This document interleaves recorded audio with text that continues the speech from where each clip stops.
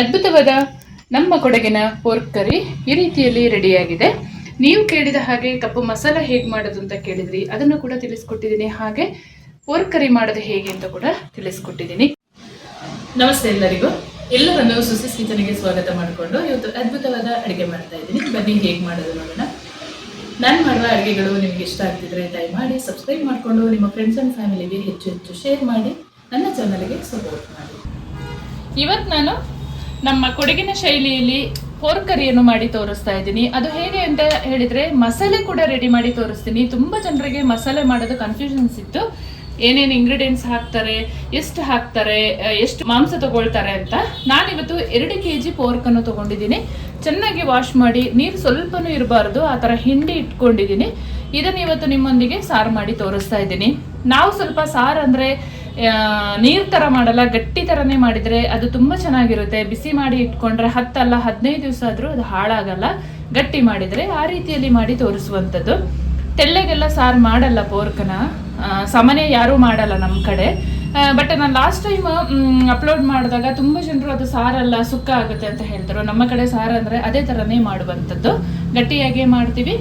ಹಾಗೆ ನಾನು ತುಂಬ ಜನರಿಗೆ ಮಸಾಲೆದು ಇಂಗ್ರೀಡಿಯೆಂಟ್ಸ್ ಡೌಟ್ ಇತ್ತು. ಸೊ ಹಾಗಾಗಿ ಮಸಾಲೆ ಮಾಡಿಕೊಂಡು ಇನ್ಸ್ಟೆಂಟಾಗಿ ಹೇಗೆ ಪೋರ್ಕ್ ಕರಿ ಮಾಡೋದನ್ನು ನಿಮ್ಮ ಹತ್ರ ಇವತ್ತು ಶೇರ್ ಮಾಡ್ತಾ ಇದ್ದೀನಿ.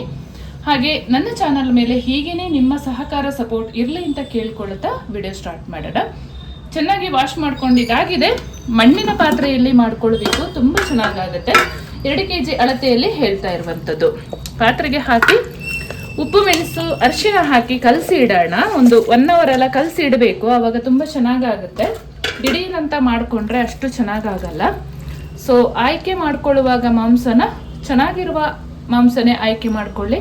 ಚುಟ್ಟಿ ಜಾಸ್ತಿ ಇದ್ದರೆ ಅದು ಆಯಿಲ್ ಬಿಡೋಕ್ಕೆ ಸ್ಟಾರ್ಟ್ ಆಗುತ್ತೆ, ಆವಾಗ ಮಸಾಲೆ ಎಲ್ಲ ಅಷ್ಟು ನೀಟಾಗಿ ಪೀಸಸಲ್ಲಿ ಹಿಡ್ಕೊಳ್ಳಲ್ಲ. ಹಾಗಾಗಿ ಚುಟ್ಟಿ ಸ್ವಲ್ಪ ಕಡಿಮೆನೇ ಇರಲಿ. ಇನ್ಕೇಸ್ ಸ್ವಲ್ಪ ಚುಟ್ಟಿ ಜಾಸ್ತಿ ಇದ್ದರೆ, ಆಯಿಲ್ ಇದೆ ಅಂತ ಹೇಳಿದರೆ ಅದನ್ನು ಫ್ರೈ ಮಾಡಿಕೊಂಡು ಆಯಿಲ್ ಸಪ್ರೇಟ್ ಮಾಡಿಕೊಂಡು ಮತ್ತೆ ನೀವು ಸಾರು ಮಾಡಿಕೊಳ್ಳುವಂಥದ್ದು.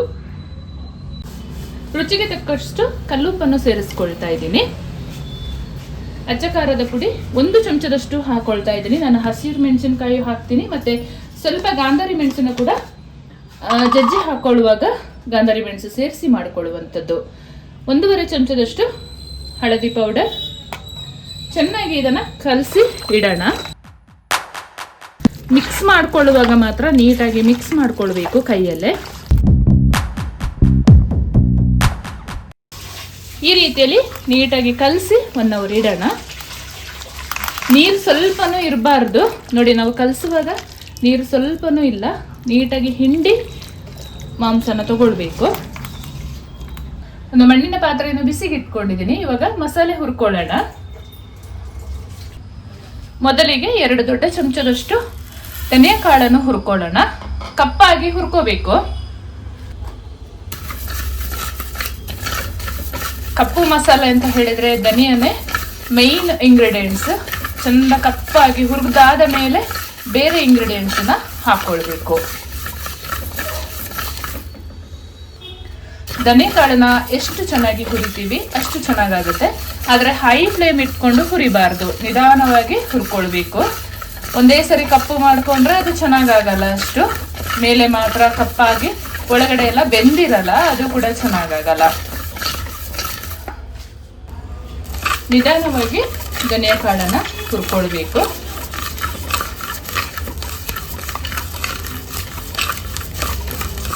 ನಾವೆಲ್ಲ ಇದನ್ನ 1 ವರ್ಷದವರೆಗೂ ಮಾಡಿ ಇಟ್ಕೊಂಡಿರ್ತೀವಿ. ಜಾಸ್ತಿ ಧನಿಯಾ ಕಾಳು ಮಸಾಲೆ ಎಲ್ಲ ಹಾಕಿ ಹುರಿದು ಪುಡಿ ಮಾಡಿ ಇಟ್ಕೊಂಡಿರ್ತೀವಿ.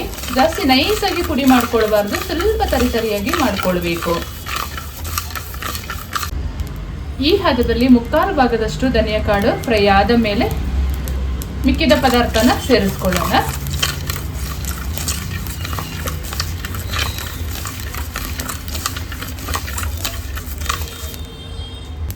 ಒಂದೂವರೆ ಚಮಚದಷ್ಟು ಜೀರಿಗೆ ಸೇರಿಸ್ಕೊಳ್ತಾ ಇದ್ದೀನಿ. ಅರ್ಧ ಚಮಚದಷ್ಟು ಒಳ್ಳೆ ಮೆಣಸು ಕಾಳನ್ನು ಸೇರಿಸ್ಕೊಂಡು ಫ್ರೈ ಮಾಡ್ಕೊಳ್ಳೋಣ. ಒಂದು 3 ನಿಮಿಷ ಜೀರಿಗೆ ಮತ್ತು ಪೆಪ್ಪರ್ ಕಾಳು ಫ್ರೈ ಆದ ಮೇಲೆ ಕಲ್ಲು ಸ್ವಲ್ಪ ಹಾಕೊಳ್ತೀನಿ, ಜಾಯಿಕಾಯಿ ಸ್ವಲ್ಪ, ಸೋಂಪು ಕಾಳು ಅರ್ಧ ಚಮಚದಷ್ಟು, ಒಂದು ಅನಾನಸು ಹೂವು, ಪಲಾವ್ ಎಲೆ 2 ಕಟ್ ಮಾಡಿ ಹಾಕೊಳ್ತೀನಿ. ಲವಂಗ, ಚಕ್ಕೆ, ಏಲಕ್ಕಿಯನ್ನು ಸೇರಿಸ್ಕೊಳ್ತಾ ಇದ್ದೀನಿ. ಜಾಯಿಪತ್ರೆ ಕೂಡ ಸೇರಿಸ್ಕೊಳ್ತೀನಿ. ಸ್ವಲ್ಪ ಎಲ್ಲವನ್ನು ಮಿಕ್ಸ್ ಮಾಡ್ಕೊಳ್ಳೋಣ. ಕರಿಬೇವು ಸೊಪ್ಪನ್ನು ಕೊನೆಯದಾಗಿ ಹಾಕೊಳ್ಳೋಣ. ಕರಿಬೇವನ್ನ ಜಾಸ್ತಿ ಕ್ವಾಂಟಿಟಿ ಮಾಡಿ ಇಟ್ಕೊಳ್ಳುವಾಗ ಒಣಗಿಸಿ ಹಾಕೊಂಡ್ರೆ ತುಂಬ ಉತ್ತಮ. ನಾನಿವತ್ತು ಇನ್ಸ್ಟೆಂಟಾಗಿ ಮಸಾಲೆ ಮಾಡಿ ತೋರಿಸೋದ್ರಿಂದ ಹಸಿ ಕರಿಬೇವು ಸೊಪ್ಪನ್ನೇ ಹಾಕೊಳ್ತಾ ಇದ್ದೀನಿ ಹುರಿಯುವಾಗ. ನಾವೆಲ್ಲ ಈ ಥರ ಪೌಡ್ರ್ ಇನ್ಸ್ಟೆಂಟಾಗಿ ಮಾಡಲ್ಲ. ನಿಮ್ಮೆಲ್ಲರ ಕೋರಿಕೆ ಮೇರೆಗೆ ಇವತ್ತು ನಾನು ಇನ್ಸ್ಟೆಂಟ್ ಪೌಡ್ರ್ ಮಾಡಿ ನಿಮಗೆ ಹಂದಿ ಮಾಂಸದ ಸಾರು ಮಾಡಿ ತೋರಿಸ್ತಾ ಇದ್ದೀನಿ. ನಾನು ಈ ವಿಡಿಯೋ ಮಾಡ್ತಿರೋದು ಹಂದಿ ಮಾಂಸ ತಿನ್ನುವರಿಗಷ್ಟೇ. ಹಾಗೆ ಚಿಕನ್ ತಿನ್ನೋರು ಕೂಡ ಈ ಮಸಾಲೆನ ಹೀಗೆ ಮಾಡಿ ಒಂದ್ಸಲ ಫ್ರೈ ಮಾಡಿ ತುಂಬ ಚೆನ್ನಾಗಾಗುತ್ತೆ. ಅದು ಕೂಡ ನನ್ನ ಚಾನಲಲ್ಲಿ ನಾನು ಅಪ್ಲೋಡ್ ಮಾಡಿದ್ದೀನಿ ಈಗಾಗಲೇ, ಹೋಗಿ ಒಂದ್ಸರಿ ಚೆಕ್ ಮಾಡಿ. ಹಾಗೆ ನೀವು ಫಸ್ಟ್ ಟೈಮ್ ನನ್ನ ಚಾನಲ್ಗೆ ವಿಸಿಟ್ ಮಾಡಿದರೆ ಪ್ಲೀಸ್ ಸಬ್ಸ್ಕ್ರೈಬ್ ಮಾಡಿಕೊಂಡು ನಿಮ್ಮ ಪಕ್ಕದಲ್ಲಿರುವ ಬೆಲ್ ಬಟನನ್ನು ಕ್ಲಿಕ್ ಮಾಡ್ಕೊಳ್ಳಿ. ನಿಮ್ಮ ಫ್ರೆಂಡ್ಸ್ ಆ್ಯಂಡ್ ಫ್ಯಾಮಿಲಿಗೆ ಹೆಚ್ಚು ಶೇರ್ ಮಾಡೋದನ್ನು ಮರಿಬೇಡಿ. ಫೈನಲ್ ಆಗಿ 1 ರೆಕ್ಕೆಯಷ್ಟು ಕರಿಬೇವು ಸೊಪ್ಪನ್ನು ಹಾಕೊಳ್ತಾ ಇದ್ದೀನಿ.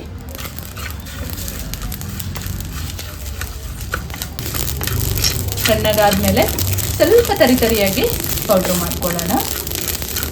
ಸಾಕಿದು ಸಣ್ಣಗಾಗಲು ಬಿಡೋಣ. ನಾವು ಕಲಸಿಟ್ಟ ಹಂದಿ ಮಾಂಸನ ಇವಾಗ ಒಲೆ ಮೇಲೆ ಇಟ್ಟು ಬೇಯಿಸ್ಕೊಳ್ಳೋಣ. ಸ್ವಲ್ಪ ನೀರು ಹಾಕ್ಕೊಂಡು ಬೇಯಿಸ್ಕೊಳ್ಳೋಣ, ಜಾಸ್ತಿ ಬೇಡ. ಆಮೇಲೆ ಬಿಸಿನೀರು ಇಟ್ಕೊಂಡು ಮತ್ತೆ ಬೇಕಾದ್ರೆ ಹಾಕೊಳ್ಳುವಂಥದ್ದು. 2 ರೆಕ್ಕೆಯಷ್ಟು ಹಸಿ ಕರಿಬೇವು ಸೊಪ್ಪನ್ನು ಹಾಕ್ಕೊಳ್ಳೋಣ. ಈರುಳ್ಳಿ, ಬೆಳ್ಳುಳ್ಳಿ ಮತ್ತು ಹಸಿ ಮೆಣಸಿನಕಾಯಿ, ಶುಂಠಿನ ಜಜ್ಕೊಳ್ಳೋಣ. ಶುಂಠಿ, ಹಸಿಮೆಣಸಿನಕಾಯಿ, 2 ಗೆಡ್ಡೆ ಬೆಳ್ಳುಳ್ಳಿಯನ್ನು ಸೇರಿಸ್ಕೊಳ್ತಾ ಇದ್ದೀನಿ ನಾನು. ಶುಂಠಿ ಒಂದು 2 ಇಂಚಷ್ಟು, ಹಸಿರು ಮೆಣಸಿನಕಾಯಿ ಒಂದು 5 ರಿಂದ 6, ಸಿಪ್ಪೆ ತೆಗೆಯದೆ ಬೆಳ್ಳುಳ್ಳಿ ಹಾಕ್ಕೊಳ್ಬೇಕು.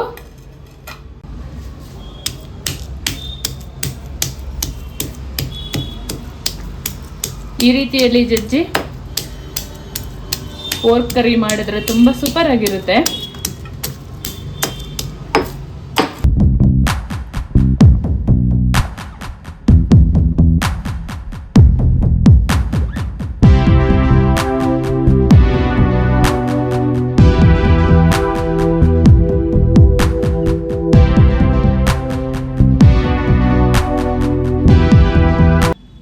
ಈ ಹದದಲ್ಲಿ ಜಜ್ಕೊಂಡಿರಬೇಕು. ಒಂದು 10 ಗಾಂಧಾರಿ ಮೆಣಸನ್ನು ಕೂಡ ಹಾಕೊಳ್ತಾ ಇದ್ದೀನಿ. ಇದು ಒಣ ಗಾಂಧಾರಿ ಮೆಣಸು. ಒಂದು ಮಿಕ್ಸಿ ಜಾರಿಗೆ ಹುರಿದ ಮಸಾಲೆನೆಲ್ಲ ಹಾಕೊಂಡು ಪೌಡ್ರ್ ಮಾಡ್ಕೊಳ್ಳೋಣ.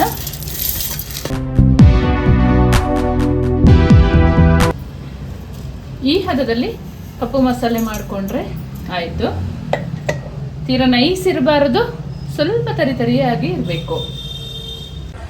ಹಂದಿ ಮಾಂಸ ಸಾರು ಮಾಡುವಾಗ ತುಂಬ ಚೆನ್ನಾಗಿ ಬೇಯಿಸ್ಕೊಳ್ಬೇಕು. ಪಾತ್ರೆಯಲ್ಲಾದರೆ ಒಂದು 1 ಅವರ್ ಎಲ್ಲ ಬೇಯಿಸ್ಕೊಳ್ಬೇಕು. ಮಾಂಸ ನೋಡ್ಕೊಳ್ಬೇಕು, ಎಳೆದಾದರೆ ಬೇಗ ಬೇಯುತ್ತೆ, ಬಲ್ತಿದ್ರೆ ಸ್ವಲ್ಪ ಲೇಟ್ ಆಗುತ್ತೆ. ಕುಕ್ಕರ್ಗೆ ಹಾಕಿದ್ರೆಲ್ಲ ಬೇಗ ಬೇಯುತ್ತೆ, ಅದರಷ್ಟು ಟೇಸ್ಟ್ ಇರಲ್ಲ. ಅದಕ್ಕೆ ಮಣ್ಣಿನ ಪಾತ್ರೆಯಲ್ಲಿ ಮಾಡಿ ತುಂಬ ಚೆನ್ನಾಗಾಗುತ್ತೆ. ಪೋರ್ಕ್ ಅರ್ಧ ಬೆಂದಿದೆ. ಇವಾಗ ನಾವು ಜಜ್ಜಿ ಇಟ್ಕೊಂಡ ಮೆಣಸು, ಈರುಳ್ಳಿ, ಬೆಳ್ಳುಳ್ಳಿ, ಶುಂಠಿನೆಲ್ಲ ಹಾಕೊಳ್ಳೋಣ.